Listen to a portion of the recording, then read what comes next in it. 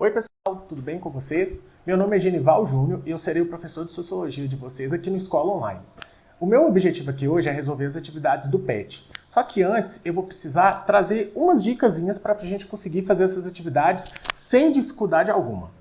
Antes da gente começar, eu queria pedir para que você seguisse as nossas redes sociais. Eu gostaria de pedir para que você se inscrevam no nosso canal, nos sigam no Instagram, pois é lá que o cronograma do PET está sendo divulgado, e também fique atento com os podcasts que estão sendo disponibilizados lá no SoundCloud do Escola Online.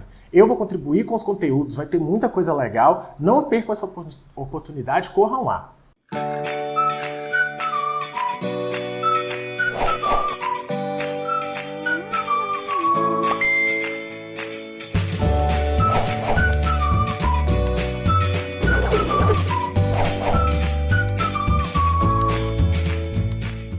Então tá, vamos começar agora a nossa aula.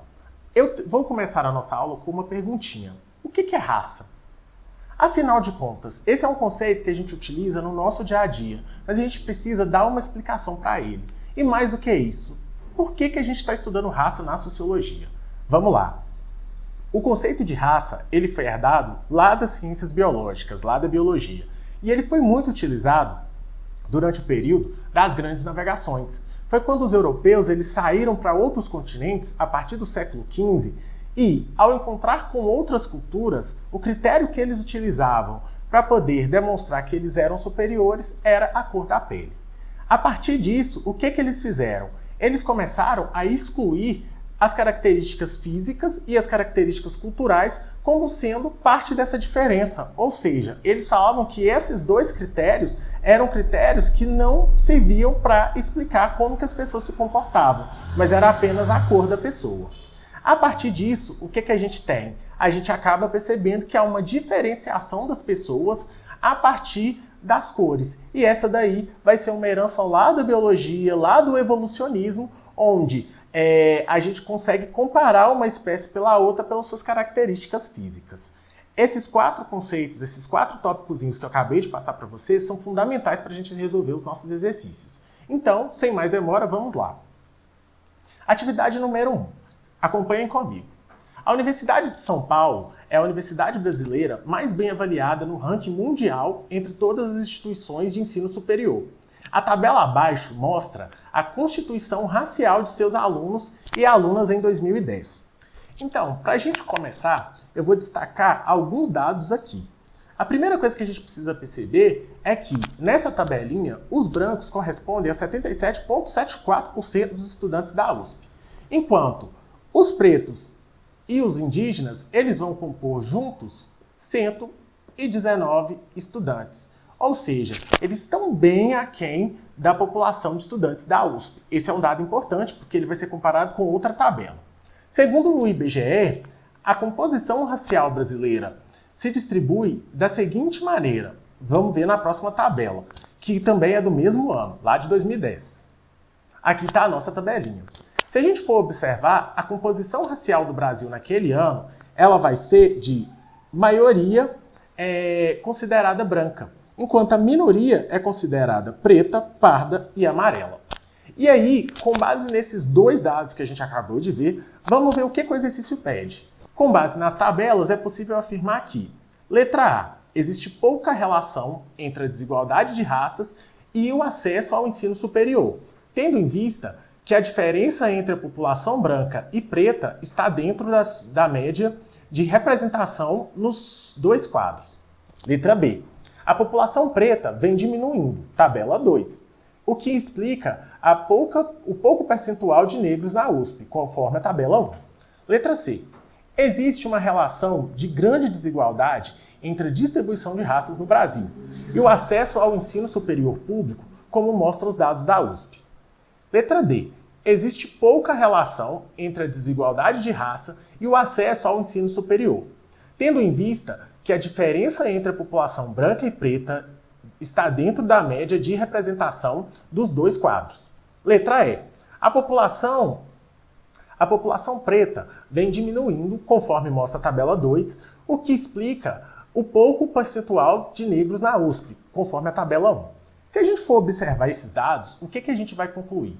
a gente vai perceber que existe uma forte relação entre a desigualdade racial e a distribuição de vagas dentro da USP no Brasil. E isso é um reflexo do nosso país. Ou seja, se a gente observar as duas tabelas, a gente vai perceber que não há representação dos negros dentro da universidade. Feito isso, vamos agora para o nosso exercício número 2. Ela pede para que a gente leia 2 textos. Vamos lá, para o texto 1. Ao todo, 4,9 milhões de negros africanos cruzaram forçosamente o Oceano Atlântico entre 1500 e 1866. São 2 terços da história do país oficialmente escravizando negros e negras. A estimativa é que, em 2019, a cidade de Belo Horizonte tenha cerca de 2,5 milhões de habitantes e Recife, por sua vez, 1,6 milhão, segundo o IBGE. As populações residentes nas duas capitais juntas hoje não chegam ao número de pessoas que desembarcaram em solo brasileiro como escravos. Vale ressaltar que em 1600 o Brasil tinha 100 mil habitantes, 30 mil brancos e 70 mil mestiços, negros e indígenas. Tratados como mercadoria durante séculos, violentados fisicamente, mentalmente e sexualmente, sem direitos, sem bens e sem salário. Essa era a realidade das pessoas pretas, pardas e indígenas aqui no Brasil. E agora, pessoal, vamos para o texto 2. Sem dúvida, todos os racismos são abomináveis e cada um faz suas vítimas a seu modo. O brasileiro não é o pior nem o melhor, mas ele tem as suas peculiaridades, entre as quais o silêncio, o não dito, que confunde todos os brasileiros e brasileiras, vítimas e não vítimas. No Brasil, o racismo é implícito. De fato, ele nunca foi oficializado nos princípios da pureza de sangue, da superioridade e da inferioridade racial. Por causa dessa ausência de leis segregacionistas, os brasileiros não se consideram racistas quando se comparam aos demais países. Sobre a democracia racial no Brasil, é correto afirmar que, letra A, se trata de um conceito histórico que faz ainda muito atual e sem contestação nas ciências humanas. Letra B, nunca deixou de existir e vivemos numa democracia racial sem conflitos e sem desigualdades até hoje. Letra C, constituiu um conceito presente em nossa história social que afirmava não haver racismo no Brasil. Letra D, proporcionava aos negros o direito de voto.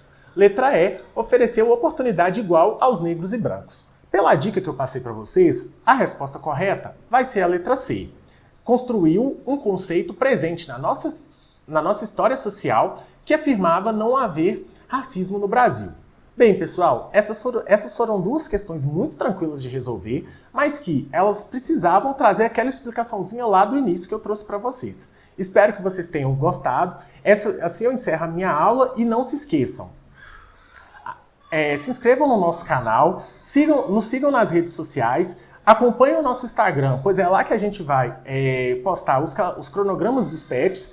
Agora também temos o SoundCloud com vários podcasts que vão trazer os conteúdos para ajudá-los e, além disso, fique sempre por dentro das informações sobre escola online. É isso, pessoal. Tchauzinho, muito obrigado.